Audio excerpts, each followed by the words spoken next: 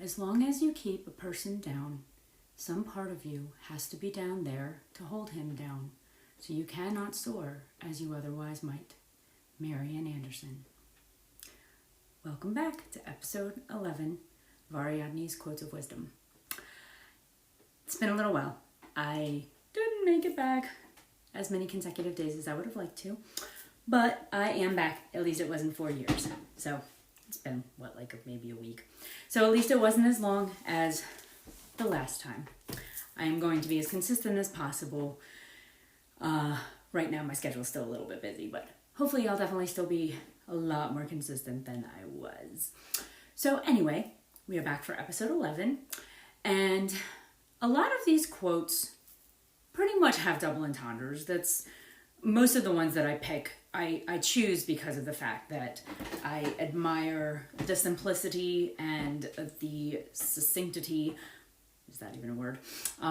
The ability to be succinct and get across something that seems so obvious and state something in a very commonplace manner, but has that deeper meaning. So when I'm analyzing these, a lot of times I'm saying something that might seem like it's common sense, but I'm kind of digging at the root of it.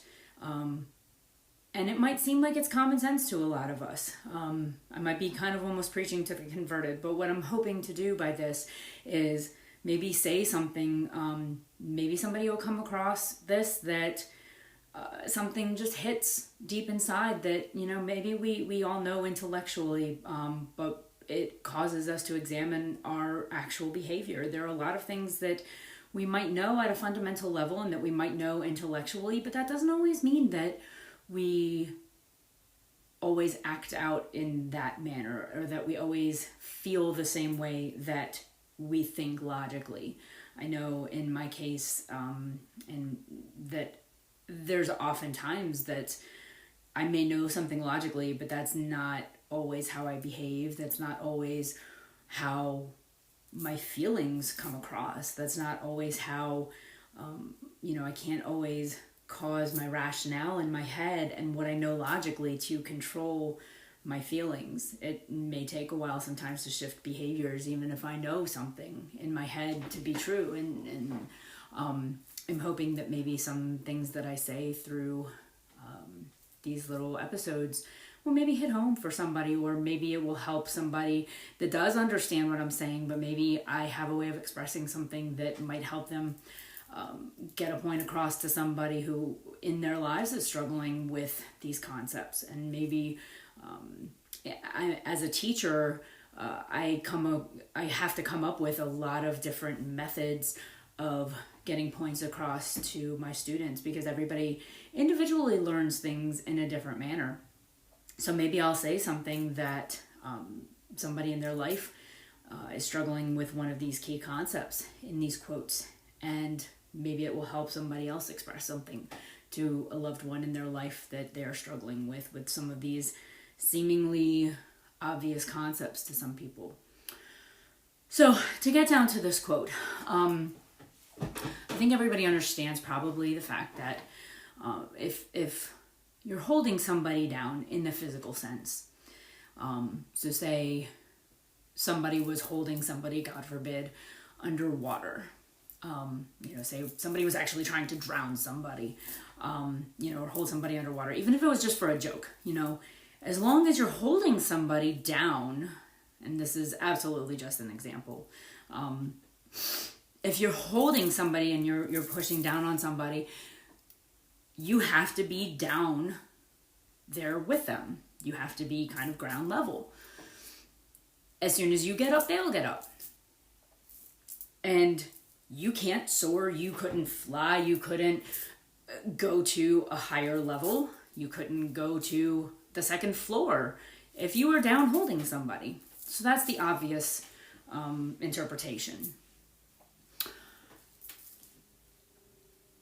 A lot of people, when you think of this from the double entendre version,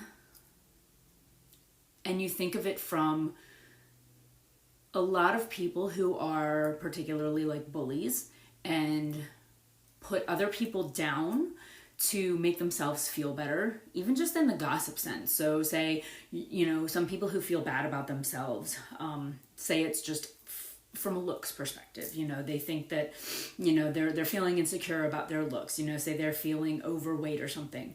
So they put other people down, they push other people down, and they gossip with their friends about, oh, look at that one. They look so fat in that outfit. They look so this, they look so that. And it's really because they're feeling insecure about themselves. They're the ones who are, looked in the mirror. They got up that morning and they looked in the mirror and they said, oh my gosh, I feel so fat. I gained 2 pounds and oh my gosh, I can't zip this up and it feels tight on me. So, in order to try and take the emphasis off of how they feel, they go with their friends and they try and put the emphasis on everybody else so that maybe their friends won't notice the way that they truly feel inside, the way that they felt that morning when they put their pants on and they gained that 2 pounds and they feel so insecure about themselves. So they're putting other people down. But rather than actually focus on themselves and what they need to be doing, to feel better about themselves and just kind of change that script in their head of, oh, it's no big deal. I gained 2 pounds. If I gain 2 pounds easily, I can take it off easily. And of course we all know that sometimes the weight goes on a little bit easier than it comes off. But rather than switching the script of, instead of using that effort to change the thoughts in that person's mind and to say, instead of sitting here with my friends and putting all this emphasis on these other people, why don't I think about, why don't I go to the gym instead? Why don't I think about eating a healthier meal? Why don't I drink more glasses of water? Why don't I, just do a more fun activity to get my mind off of this? There are so many other things that person could be doing with their mindset just to change it. But they are choosing to take other people's minds and their own minds off of the issue at hand. And really what they're doing is they're actually keeping their mind on what their real issue is the fact that they feel insecure about themselves and they're putting other people down. And they might even say something directly to a person, if that's a person that they bully all the time and make somebody else feel bad about themselves. And they might tease somebody else about, oh, you shouldn't be wearing that because you're too fat to be wearing that. And they might say something directly to people. I think a lot of us have been in that situation where somebody said something very mean to us about whatever, your own issue is, and it's been very hurtful. And usually the person who has said something mean to you, if you really think about it and you really reflect on it, and I know everybody has probably heard this, that, bullies are really insecure, and it is so true. Really analyze that if you haven't gotten to a place in your life yet. And it took me a very, very, very long time to get to that point because I've definitely struggled with insecurities. I still have my days where I struggle with a lot of insecurity. Self-esteem, self-love, insecurity is something that was absolutely at the core of so many of the issues that I had to heal from. And a lot of people wanted to hold me down.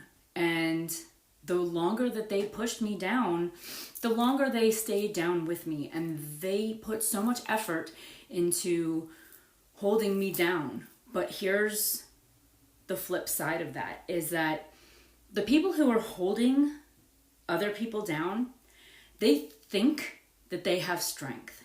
They think that they're using strength to push down. And does it take some sort of muscular strength to do that?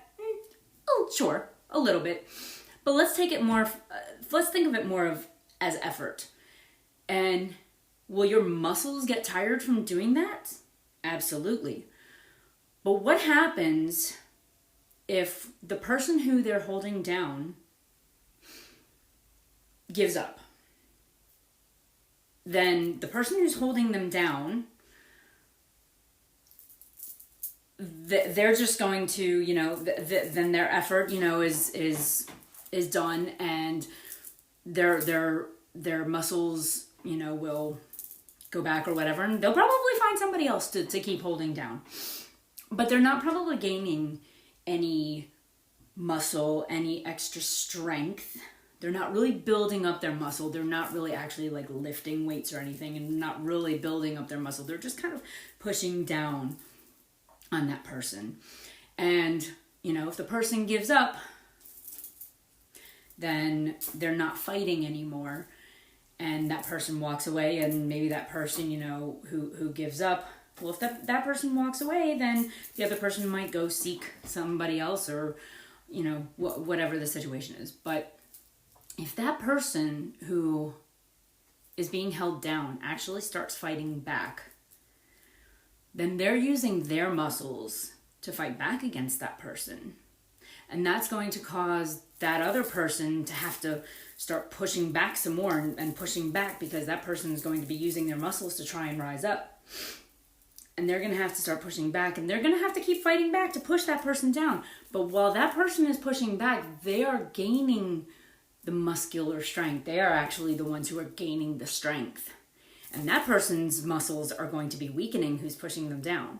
And the person who is actually pushing up to use every bit of strength that they've got, and that person who is pushing back is fighting for their life.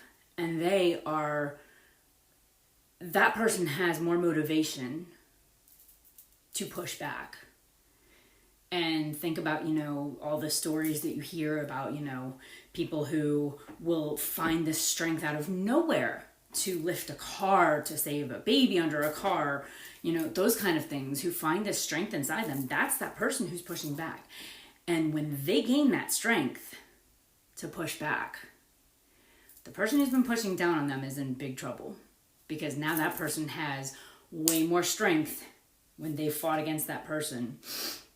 And now they're the strong ones, because this person has been fighting against the resistance. They're not really actually gaining strength. They're having to fight. They're having to use all kinds of effort, and they're tiring out. This person is actually using motivation, which is a completely different feel. They might get burned out and tired, but when they find that motivation, that life-saving motivation inside themselves to fight back, that's a very different kind of power. That is a very different kind of strength that they are finding than the person who is holding them down.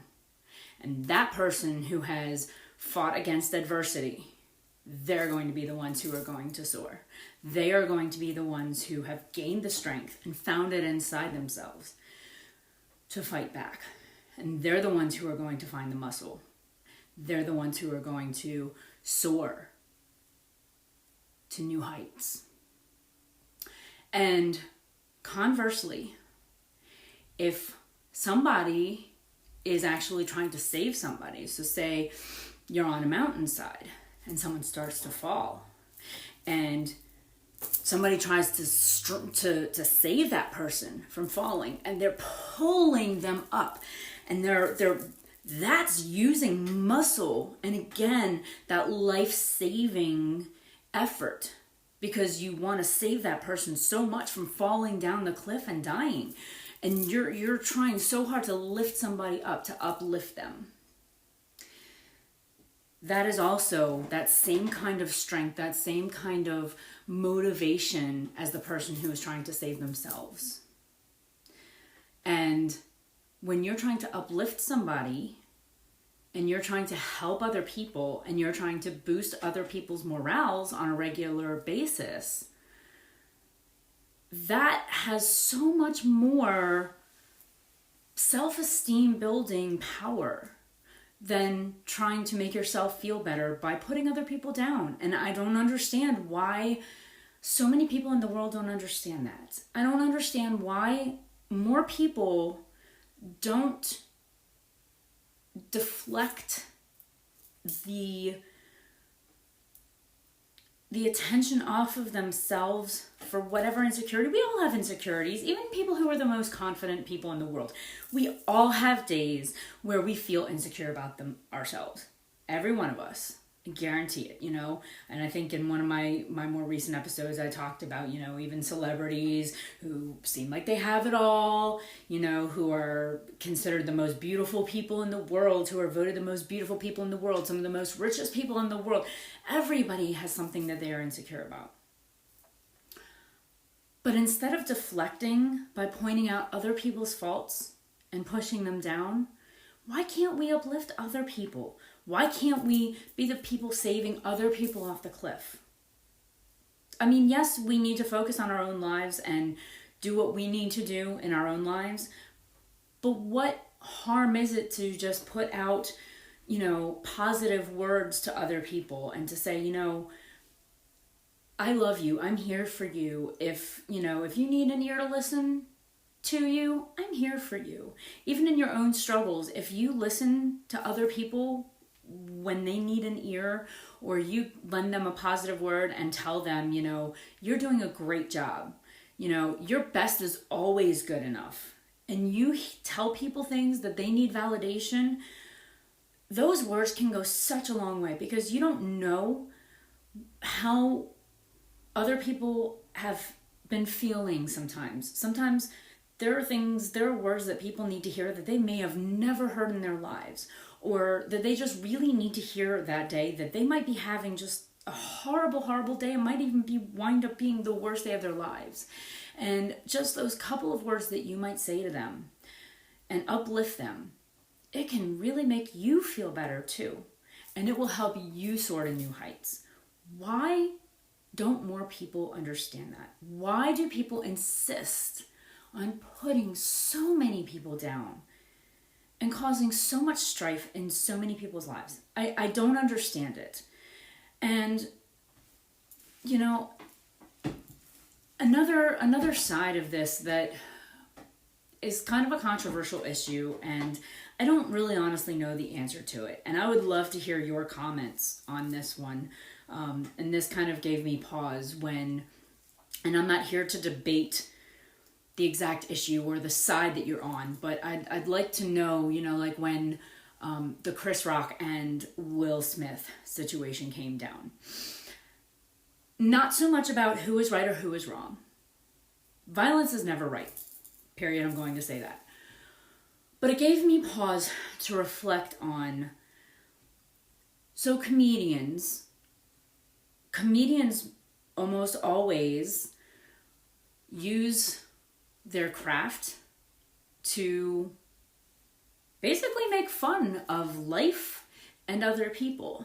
And that's what people joke about. And most comedy shows pick on other people, and we laugh at it on a regular basis. Most of the shows that we laugh at and that we watch on television are poking fun at other people.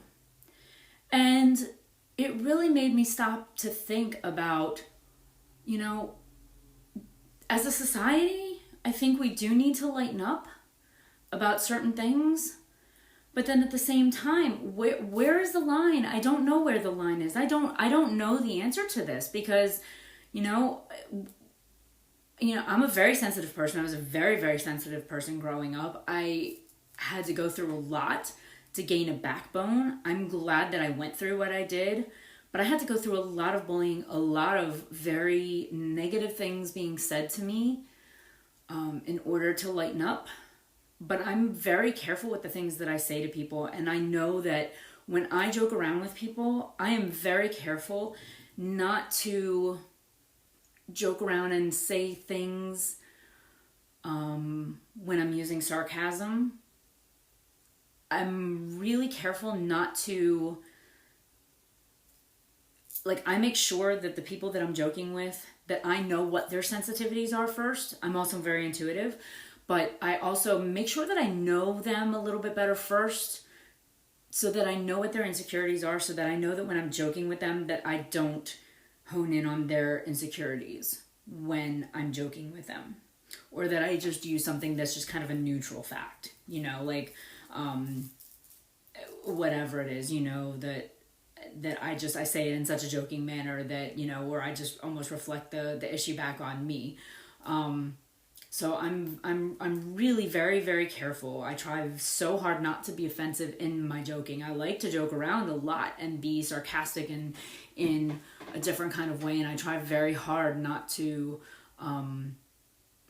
be offensive and not to be hurtful with the way that I joke around. But I feel like a lot of the things that we find funny on television are things that make fun of other people. And, you know, some of the funniest home videos are about people getting hurt. You know, it's like, what are we teaching everybody in society? Are we teaching people that it's okay to laugh at hurtful things? Like, where's the line? You know, but at the same time, we need to lighten up too, you know, and we do need to have a backbone to a certain extent. I don't know what the answer is. Does anybody have an answer to that? I don't know. How do we teach the children where the line is? How do we teach the children what's joking, what's not? How to determine exactly when somebody is truly joking around and when they're actually being hurtful, because sometimes hurtful things that are said in jest are actually meant to poke fun at people, because when somebody knows you really well and they know exactly what your insecurities are, they'll use those against you, especially harmful type of people, cluster B, you know, personality disordered people who are bullies. They will use those against you. And it's, how do we educate children when they're younger? What is the answer here? Does anybody have any idea? I would really love to hear your answers and your ideas on this, because I'm all about educating our youth so that we leave a better world behind for them. And I really, one thing that I truly believe is that we need to start educating at a younger age for everything, for morality, for all of our just for keeping the, you know, in order to leave a more peaceful world. I feel like we need to teach our children, and I think it's everybody's responsibility to have them understand, you know, a better sense of values and morality at a much younger age, and help them to understand self-love better, how to understand and differentiate between self-love, self-esteem, ego, the things that like our generation has had to really recover from, you know, bullying, not putting other people down. I think it's starting to turn around a little bit, but there's still so much of it, and I think it can still be very dichotomous. So that's kind of my rant about that. I always would love to hear your comments and healthy debate. I think everybody has, you know, an absolute right to their opinion. I'm never, you know, one to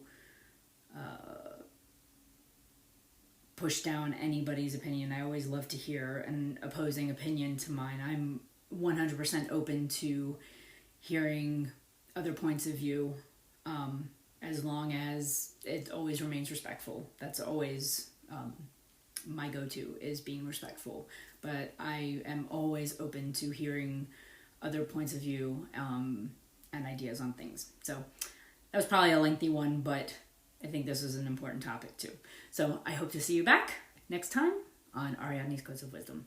Have a great day. Bye.